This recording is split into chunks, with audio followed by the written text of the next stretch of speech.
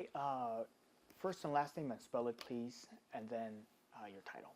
Yeah, so my name is Yahya Haqiqi, and I'm the president and CEO of the Afghan Support Network. Can you spell your first and last name? Yeah, Yahya Haqiqi. All right, let's get right to it. The president, as you know, paused all immigration applications from those seeking a place here from Afghanistan, and the agency USCIS is saying the protection and the safety of our homeland and of the American people remains our singular focus and mission. What is your response to that? Yeah, I want to first of all start off with, we're incredibly saddened by the shooting, and our thoughts, our prayers go out to the families, to the National Guardsmen community. This is a very sad and unfortunate event that has come up during the holiday season. So first of all, I just want to mention that, and that we, the Afghan Support Network, and the Afghan community at large, we're seeing this from many different states and different organizations, unilaterally saying we condemn this attack, and that this does not define us. This one person does not represent us. To answer your question, I think it's very unfortunate that when something like this happens, we're not looking at the causes of it and are trying to turn it into a political win of some sorts, right? I want to reiterate that the actions of one person do not define the whole community. Afghans are made up of many different cultures, many different political beliefs. We have folks that have been citizens here for a really long time. They're both Democrat, both Republican, that have different views on different matters. And more important right now, rather than focusing on divisive or fear-based rhetoric, I think it's important that we try to come together.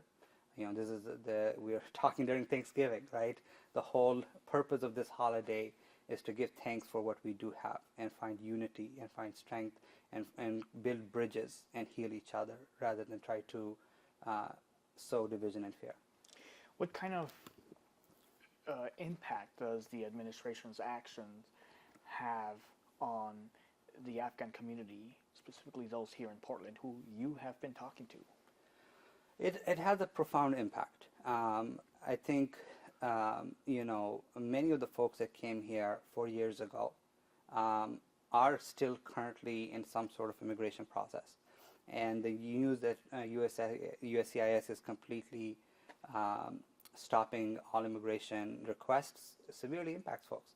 There are folks that have interviews and with an USCIS officer this coming Monday to look at either their asylum case, their green card case, SIV applications. All of those things are ongoing, and it's ongoing for hundreds of people here in Portland. And now I want to say hundreds, thousands of people here in Portland, Oregon, and many more across the country. And this severely impacts their ability, because a lot of the time their ability to work, ability to bring food to their family is tied to their application. So if their application doesn't move forward, their work authorization expires, and then they can't work. And that has the negative impact of, instead of these folks giving back to this community through taxes, through the wages that they earn, helping the GDP, it puts them out of job and puts stress on the community. It puts stress on the larger, Oregon community and on the government. And so this is not the right tactic to do, I think. And we're not talking about a small number. We're talking about maybe hundreds of thousands. I mean, there are hundreds of thousands of people that came to America during the evacuation and soon after. This is this is not a small number of people. And I'll also add, these are our allies. I think a lot of the time the kind of rhetoric is immigrants and refugees. These are not regular immigrants and refugees. The majority of these folks fought side by side, shoulder to shoulder, for American ideals, for American values for more than 2 decades. These are people that have given already given a lot to support the American government. And they came under what was called Operation Allies Welcome. These are allies. These are folks that are everything but by name veterans of the United States. There is also a concern about the community's personal safety, right? Mm-hmm. Tell me about that. You know, I think given everything that's happening across the country, and especially in Portland, there's a lot of ICE raids happening, and the community is already really scared. I think scared is not the right. They're terrified of what is going to happen to them, what is going to happen to them tomorrow, how is their livelihood going to be impacted? Should they go to work? Should they go to school, right? And I think this news severely impacts it. And this also gives an opportunities to folks that are on the fringe, that have been waiting, that are filled with hate, to do attacks. I would not be surprised if there's an increase in race-based or ethnicity-based hate, hateful attacks that happen over the next couple of weeks or months because of this type of thing. So I call for the Afghan community, I call for all Americans, honestly, to come together during this time. We need to hold steadfast and be unified and support each other rather than give in to hate and fear. For anyone that may be just as concerned as the president is, what is your message to them? Like I said earlier, we cannot and should not prosecute, persecute, and hold on trial a whole community based on the actions of one person. The vetting process for these Afghans is pretty extensive. Each one is vetted individually. Each one's case is looked at individually and then approved. And I think that vetting process is very sufficient. And we should be looking at the motives of this single individual and hold this person accountable and persecute them under the full extent of the law. We are all for that. What we should not do is hold everybody else that has nothing to do with it accountable as well. Regarding that, anything else that I didn't ask about that you want to make sure you get out there? Yeah, I think it's important to know, like I said, this community is made up of every, except by name, they're veterans, right? And this community is having a profound impact in the community that they live in. We have doctors here, we have engineers here, we have folks that are, skilled practitioners, right?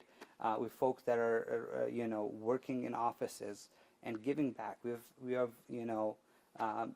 people that have opened businesses that are giving back to the community.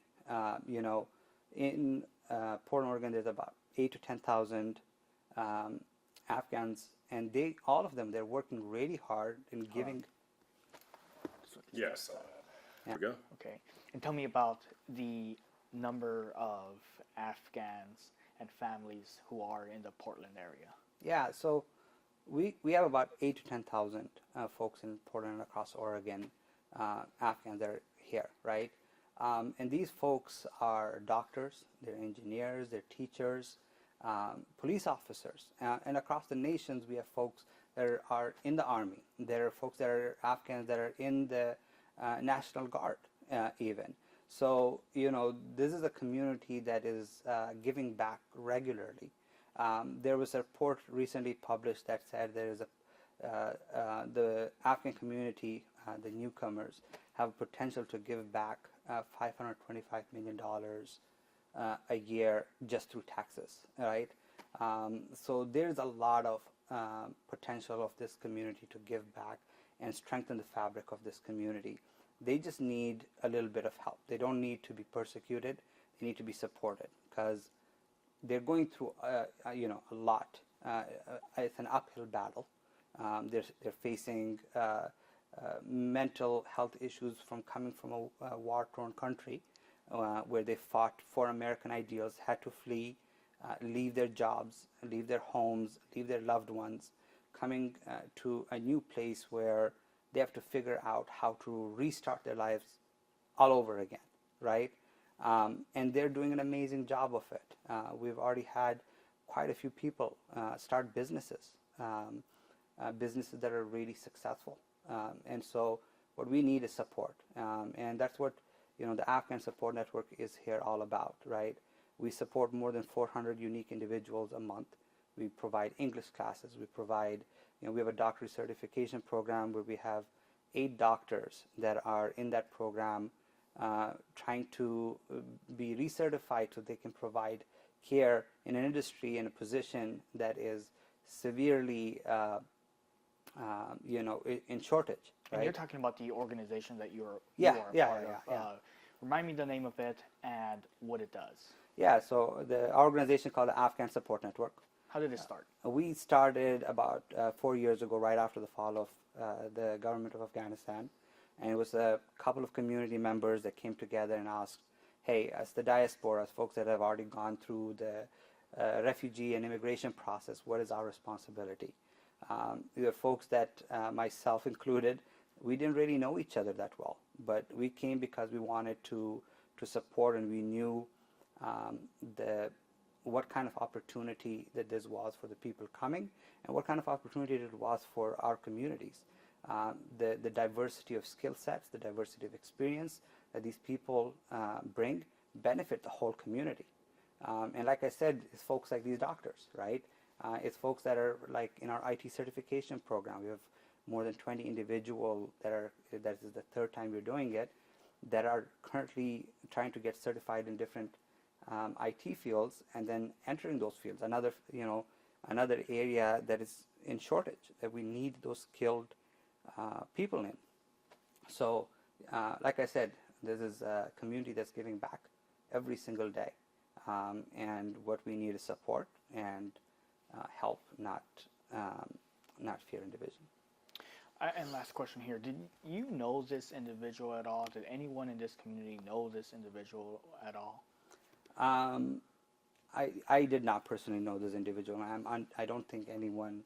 This is already fresh, of course. This happened after our office, but I'm unaware of anybody in our community or in our office that knew of this individual. Yeah.